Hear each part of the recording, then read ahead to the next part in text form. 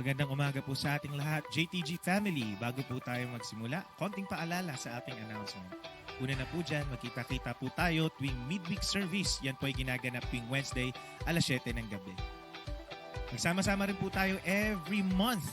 Tayo yung may Fuel Night Friday po natin yung ginaganap 7 p.m. dito po sa ating JTG GMA Hall. Also, we would like to encourage everyone at full capacity na po tayo sa ating Sunday worship service. Meron po tayong 8 a.m. at 10 a.m. That's on-site.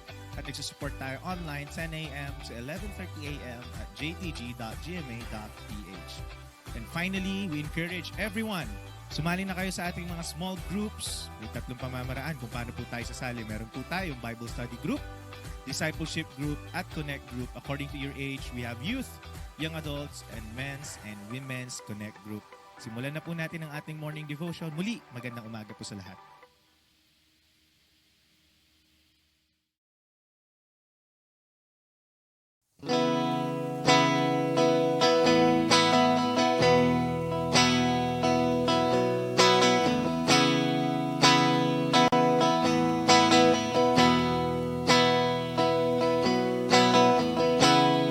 Nothing can separate, even if you run away. Your love never fades.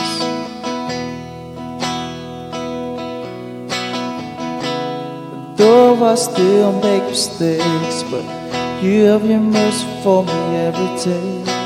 Your love never fades.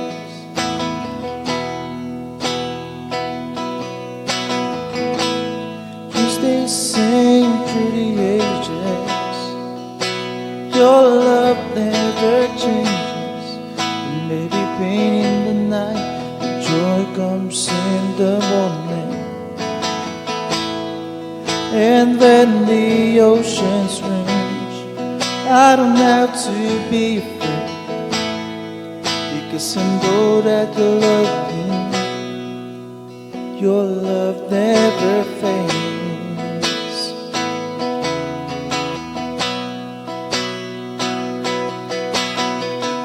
Feeling strong and the far asleep, not alone, faith so can see.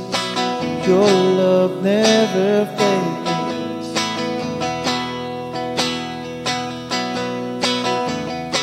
The skies and the spots of light, and every thought of which the other side. Your love never fades.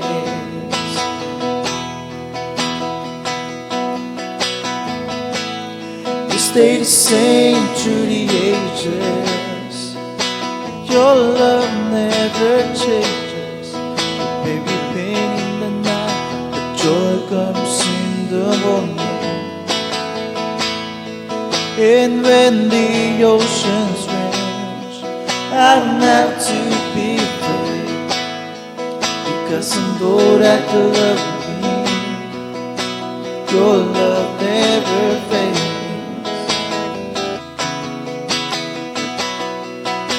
Your love never fades.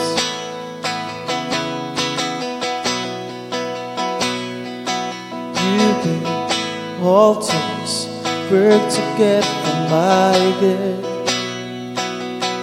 You did all things work together for my good. You did all things work together for my good. All things work together for my good. You stay the same through the ages. Your love never changes. Maybe pain in the night, but joy comes in the morning. And when the oceans rage, I don't have to be afraid, because I know that you love me. Your love never fades. Oh, your love never fades. Your love never fades.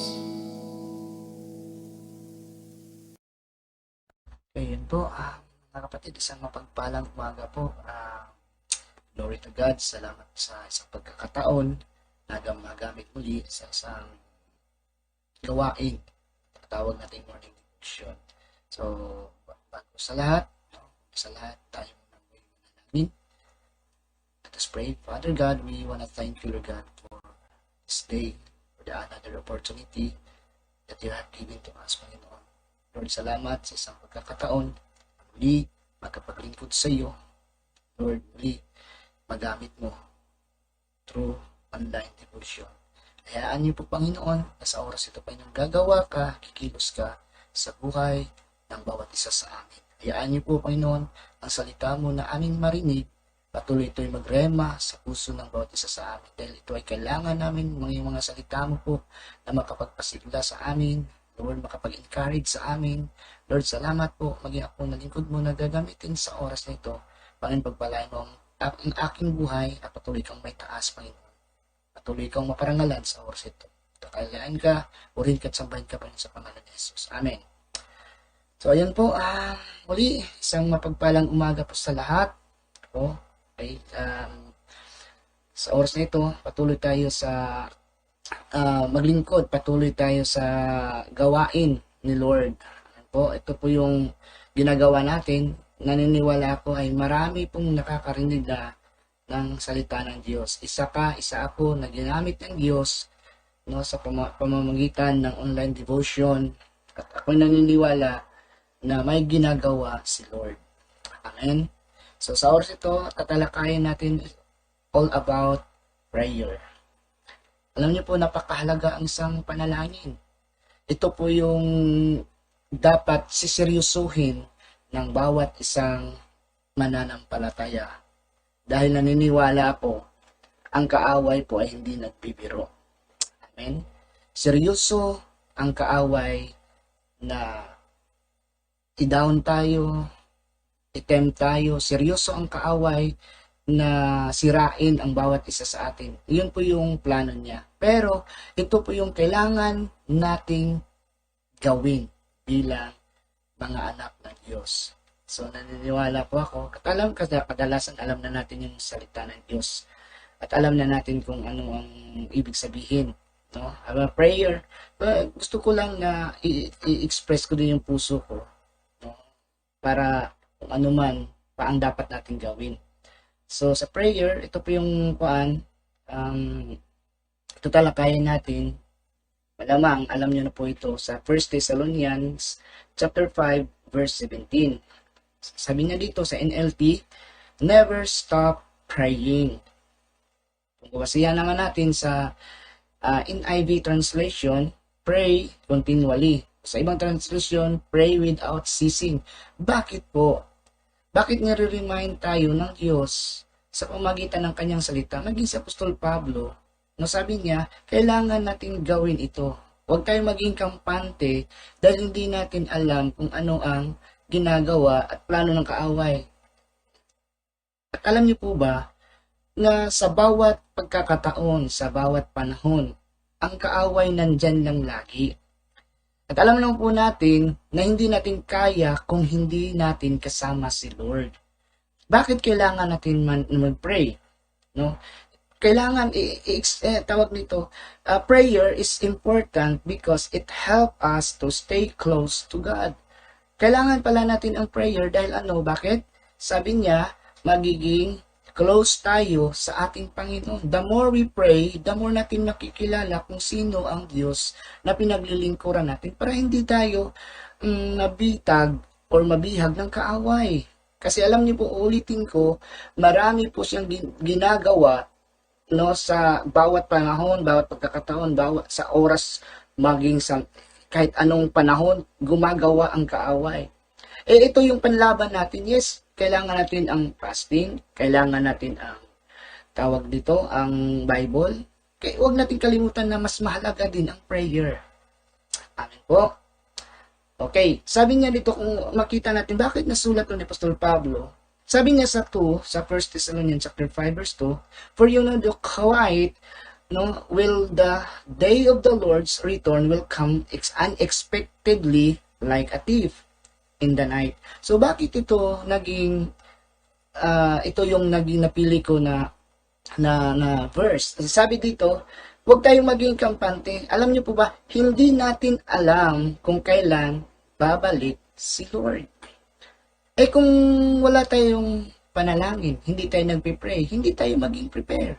At alam niyo po ba, kung lagi tayong lumalapit sa Panginoon at lagi tayong nananalangin, nagpe-pray tayo lagi, alam niyo po ba, ipiniprepare tayo lagi ng Diyos. At lagi kang handa sa anumang hamon sa buhay kung ikaw ay laging malapit kay Lord. Kahit anuman ang dumating sa buhay natin na laban, hindi ka basta-basta matitibag or madadown. Kasi bakit? Kasama mo lagi si Lord. At kilala mo si Lord kung ano siya at kung anong kapasidad na meron ang Diyos. At habang lumalapit ka sa Diyos, lagi niyang, kung habang tayo lalapit sa Panginoon, lalo naman nating makikilala kung sino ang Diyos na pinaglilingkuran natin. Amen? Praise God.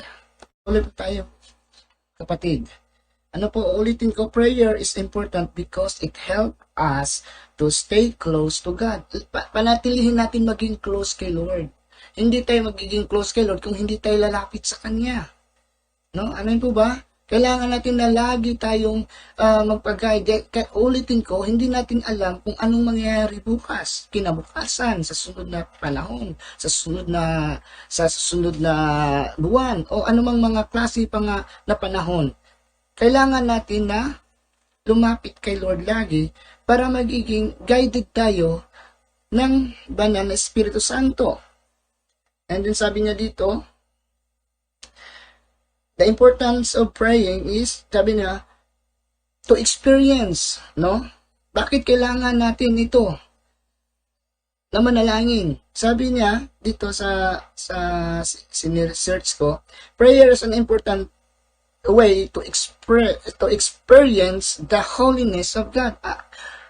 Sino ba tayo para maging, no, ano po, yung bang, the more tayo na lumalapit sa Panginoon, the more natin makikilala yung kabanalan niya, yung pagiging makapangyarihan niya, at kung gaano kabanal ang Panginoon, kung lagi tayo lumalapit sa Kanya, the more natin nakikita yung sarili natin, na ito pala maliit tayo, wala tayong kakayanan. Bakit tayo mag-pray? Bakit tayo lalapit lagi sa Panginoon? Kasi wala tayong kakayanan na tawag dito, na labanan ang plano at gawa ng kaaway, except lamang sa Lord. Amin po ba mga kapatid? So kailangan natin ng prayer, kasi bakit? The more natin na nakikilala si Lord, the more natin nakikilala yung kabanalan niya, yung kalulatian niya, the more tayo na magdidepende sa Kanya. Kita mo ang isang tao na hindi babad sa prayer. Ayun yung ginagawa niya, yung sarili na lang niyang lakas. Alam niyo po ba, kapag hindi tayo, no, kung wala si Lord, wala naman tayong magagawa eh. Amen? Wala tayong magagawa. Kaya araw-araw, hindi lang araw-araw, every time, kaya nga, pray without ceasing, kaya huwag tayong magsawa sa panalangin, huwag tayong magsawa sa prayer, kasi ito'y kailangan ng mga Kristiyano. Kailangan ho natin ang prayer, kasi bakit? Si Paul, yung mga alagad ng Diyos, yung mga apostolis ng Diyos, bakit sila nagtatagumpay? Hindi naman dahil sa magaling sila, hindi dahil sa marunong sila, hindi dahil sa malakas sila, kundi dahil yun sa Diyos na lagi silang nagko-communicate, lagi silang nagpe-pray, lagi silang lumalapit sa Lord. Kasi alam na po na personal, maging tayo, hindi natin kayang gawin. Kaya nga, without God, no, we can do nothing. Without tawag dito, yung kung wala ang guided, kung wala ang Spirit ni Lord, kung wala tayo, kung walang prayer, wala, bagsak na tayo. So kailangan natin ang prayer. Uulitin ko sa mga anak ng Diyos, no? Pagsikapan natin na makabalik sa prayer. Kasi ito yung kailangan natin sa huling kapanahonan. Kasi ang lagi ng ginagawa ng kaaway ngayon, no, grabe na yung mga nangyayari sa paligid natin, sa buong mundo. Kaya kailangan natin, tawag dito, para malaman at makikita natin kung ano na ang mundo natin ngayon, kailangan magbabad tayo sa prayer. Kung lalo natin nakikita ang mundo natin ngayon, papalapit na bumalik si Kristo, No, kailangan natin magbabad pa sa prayer. Ano yung prayer? Lagi itong sinasabi ni Daniel, kumusta ang prayer? Prayer life mo.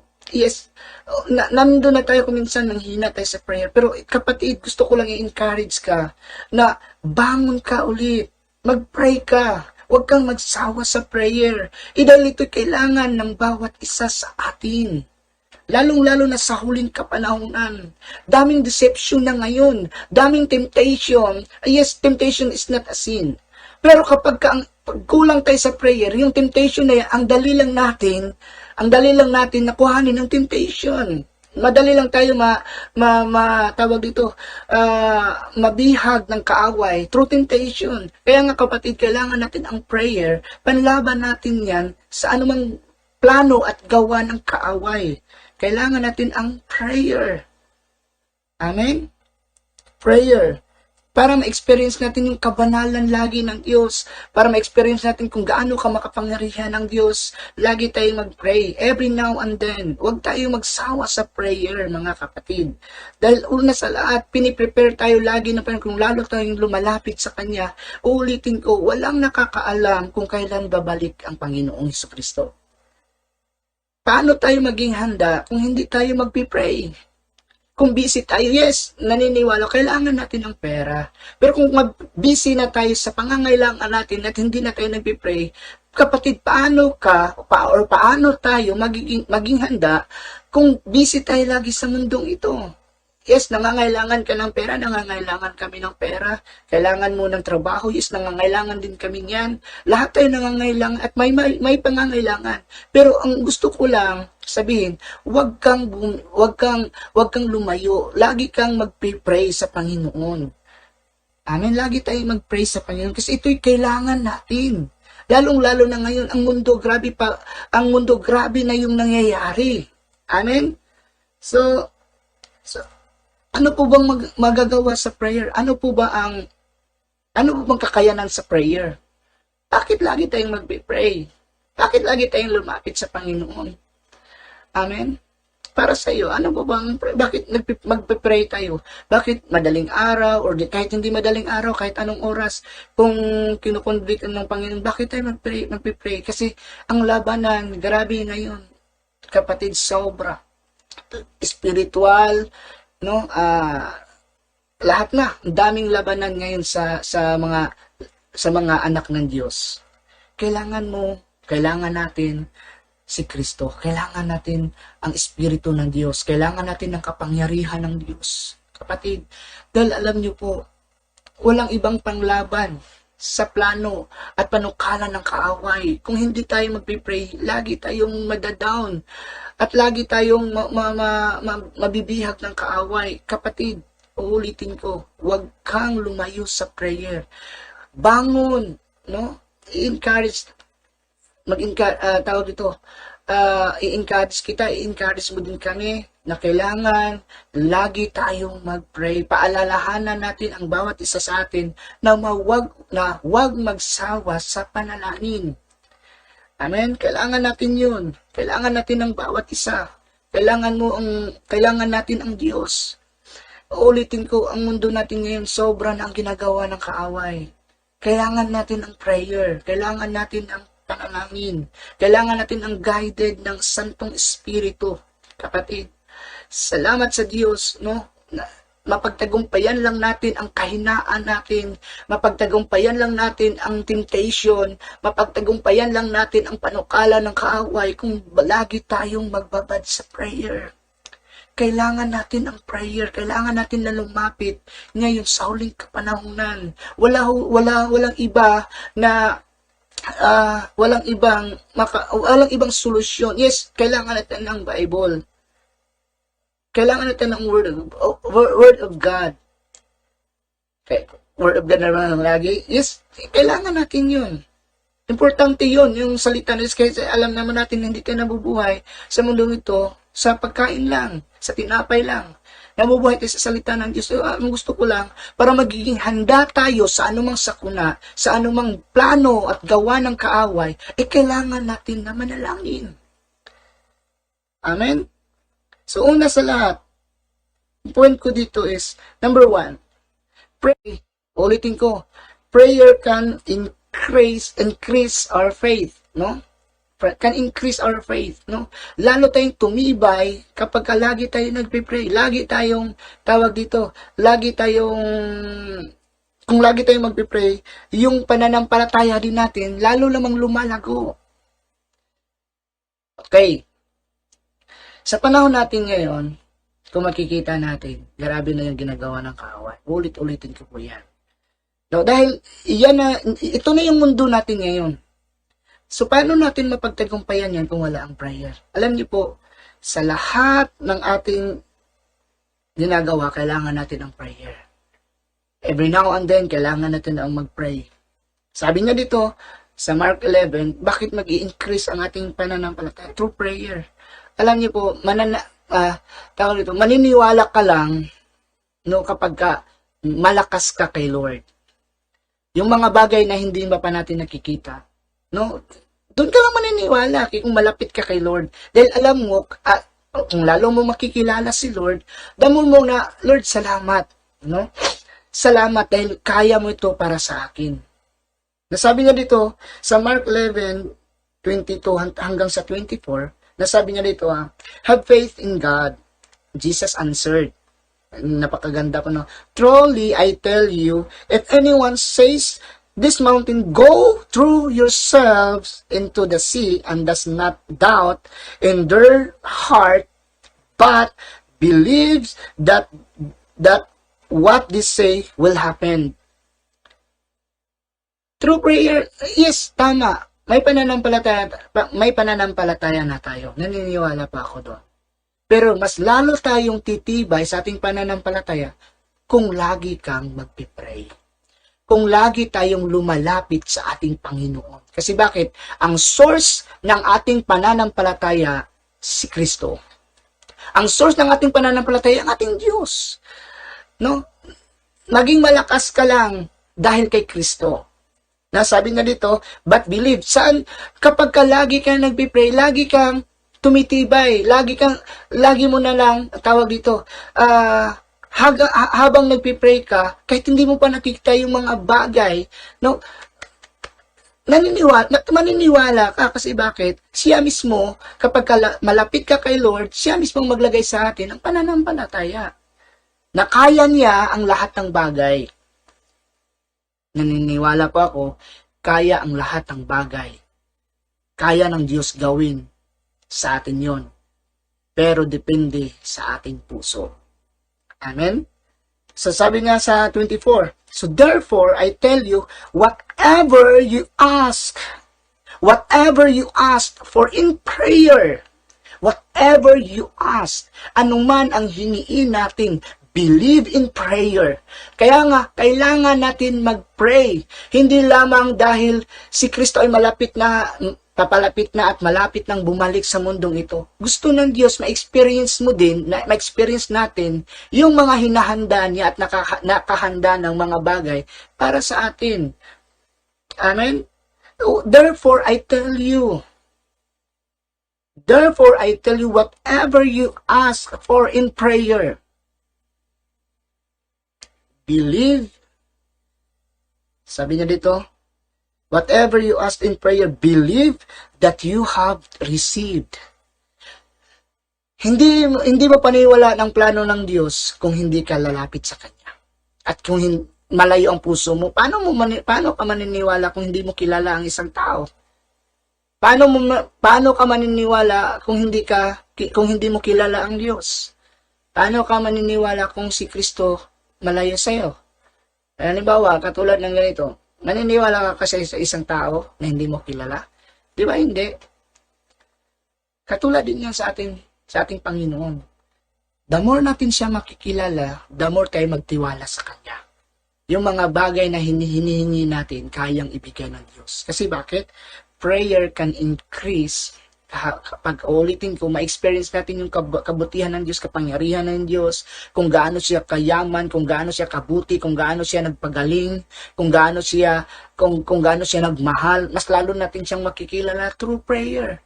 Kasi bakit? Kung sincere tayo sa panalangin natin, mas damo natin siya makikilala. No, sabi niya, ulitin ko, therefore I tell you, whatever you ask for in prayer, believe. Believe that you have received it and it will be yours. Maniniwala ka lang sa mga bagay na hindi mo pa nakita kung malapit ka kay Kristo. Malapit ka kay Kristo. Amen po. Praise God. So, nag-encourage dito sa Mark 11 verse 24, no?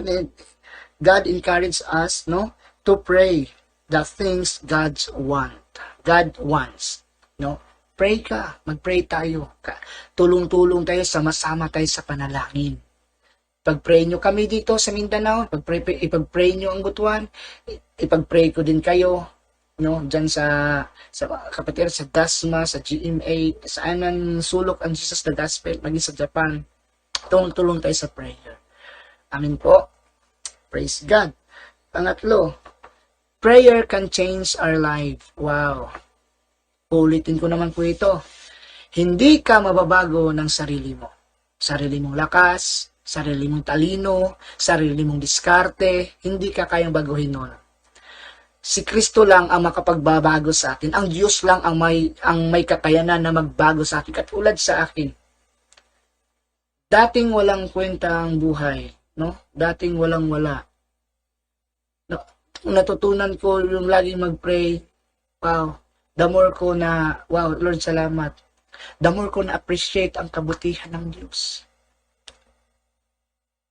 Habang ako lumalapit sa Kanya, the more ko nakikilala ang Diyos.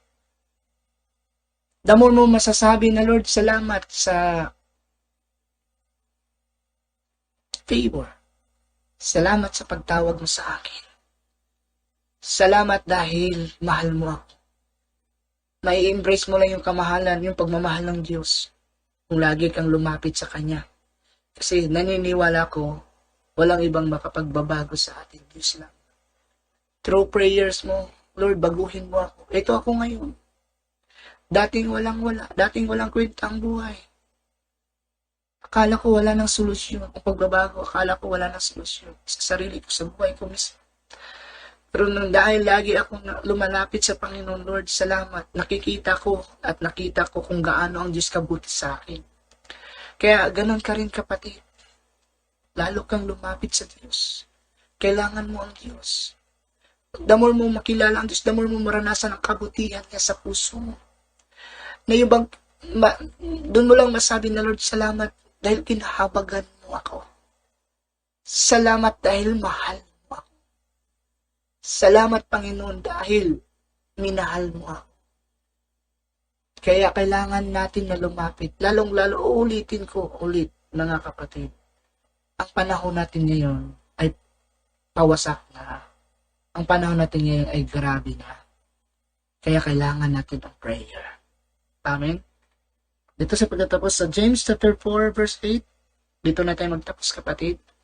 Nasabi dito, draw near to God and He will draw near to you. Praise God. Kung lalo tayong lalapit sa Panginoon, mas the more tayong malapit sa Kanya. Amen? Salamat sa Lord. Lord, baguhin mo ako. Ito ako ngayon. Dating walang-wala. Dating walang kwenta ang buhay. Akala ko wala ng solusyon. Ang pagbabago, akala ko wala ng solusyon. Sa sarili ko, sa buhay ko mismo. Pero dahil lagi akong lumalapit sa Panginoon, Lord, salamat. Nakikita ko kung gaano ang Diyos kabuti sa akin. Kaya ganun ka rin, kapatid. Lalo kang lumapit sa Diyos. Kailangan mo ang Diyos. The more mo makilala ang Diyos, the more mo maranasan ang kabutihan niya sa puso mo. Na yung doon mo lang masabi na, Lord, salamat dahil kinahabagan mo ako. Salamat dahil mahal mo ako. Salamat, Panginoon, dahil minahal mo ako. Kaya kailangan natin na lumapit. Lalong-lalo, uulitin ko ulit, mga kapatid. Ang panahon natin ngayon ay pawasak na. Ang panahon natin ngayon ay grabe na. Kaya kailangan natin ang prayer. Amen? Dito sa pagtatapos sa James chapter 4 verse 8, dito na tayo magtapos, kapatid. Sabi dito, draw near to God and He will draw near to you. Praise God. Kung lalo tayong lalapit sa Panginoon, mas damor tayong malapit sa Kanya. Amen. Salamat sa Lord. Kailangan natin siya. Kailangan mo siya. Amen. Draw near to God and He will draw near to you. Salamat po mga kapatid sa kunting video na ito. I pray na patuloy ka na lumapit sa Panginoon. Patuloy tayo na lalapit sa Diyos.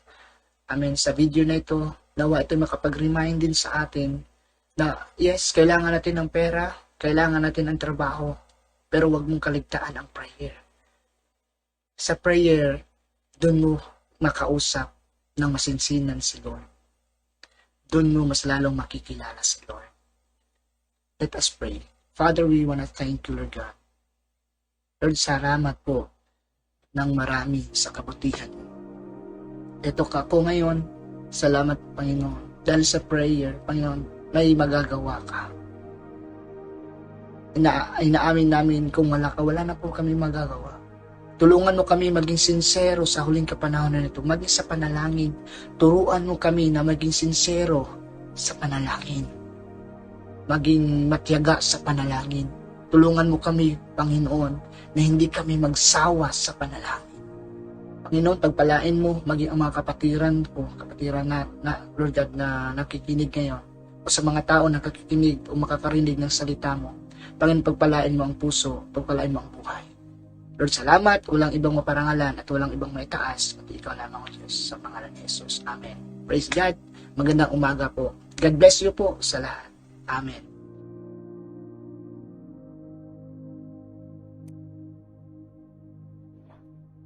Tayo po ay manalangin. Father God, sa oras pong ito, muli lubos-lubos po kami nagpapasalamat sa iyong mga salita na aming napakinggan po sa umagang ito. Tanging dalayan ko po, O Diyos, ikaw po lagi ang maglagay sa puso ng bawat sa amin, na amin pong isa pamuhay ang iyong mga salita upang patuloy po namin po kayo makilala ng lubusan sa Bibliang kaparaanan. Salamat po, Father God, ng marami.